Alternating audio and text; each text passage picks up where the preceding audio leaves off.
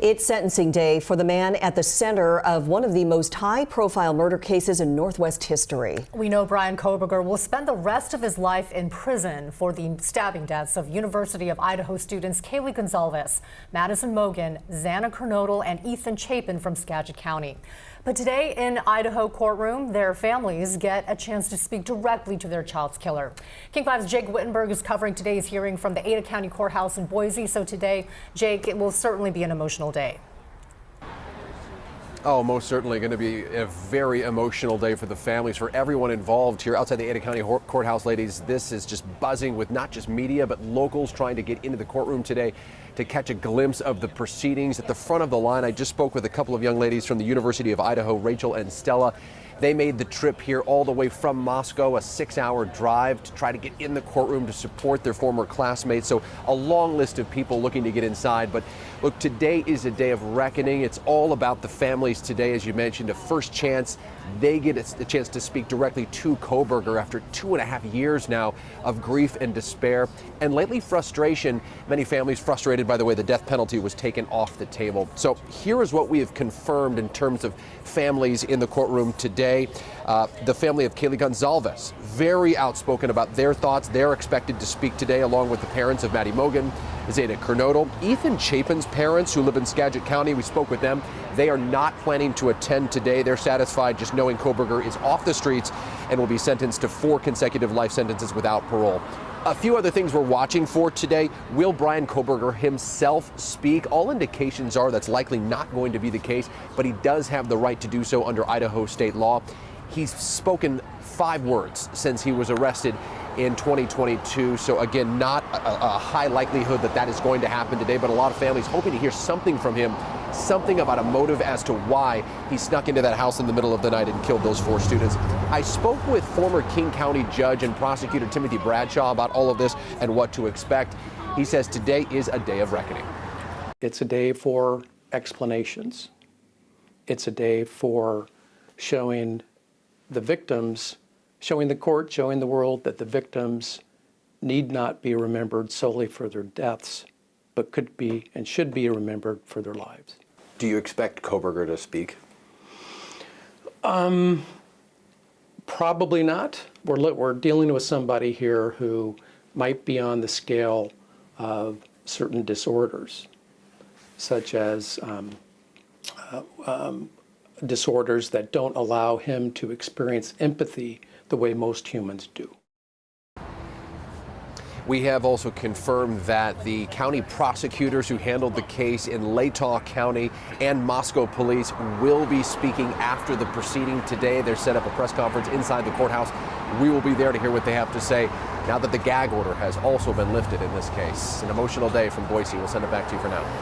Thank you, Jake. And this could be a lengthy sentencing hearing today, but it all depends on who decides to speak in court. King 5's Drew Andre spoke with a victim advocate about what to expect from the victims' families and from Kohberger himself. Right. So, Christine and Mimi, we will hear from immediate family members, and there's also the opportunity for the surviving roommates to address the court. Now, you will hear these speeches before Judge Stephen Hippler announces the sentencing guidelines.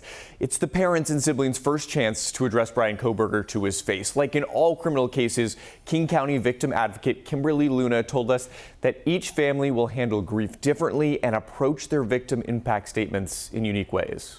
This is really kind of their opportunity to get to not only speak with the sentencing judge, but in turn also kind of speak with the defendant a little bit. It can be a very overwhelming feeling for some victims, for some families. They may choose not to.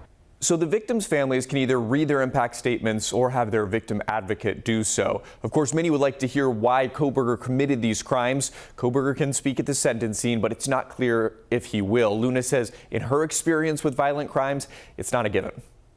But they don't necessarily need to speak, and maybe under the advisement of their defense attorney, they may choose not to.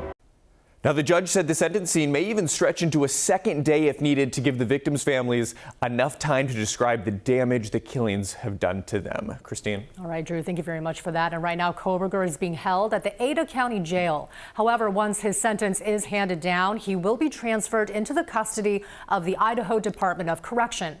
Former Idaho Attorney General David Leroy says Kohberger will be transferred immediately from the jail to Idaho's only maximum security prison. The Idaho Maximum Security Institution is located in Kuna, Idaho. That's a short drive south of Boise. Kohberger will undergo an evaluation to determine the conditions. Leroy says it's likely he will be in solitary confinement there, as he is at the Ada County Jail right now.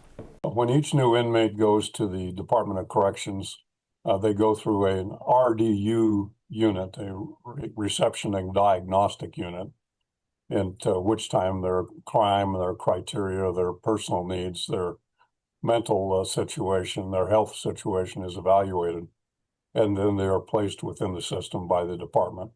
I would expect him to be in solitary confinement for the rest of his life. Idaho's maximum security prison opened in 1989 and has the capacity to hold 549 people. It's where the state keeps its death row inmates and has a unit for psychiatric patients.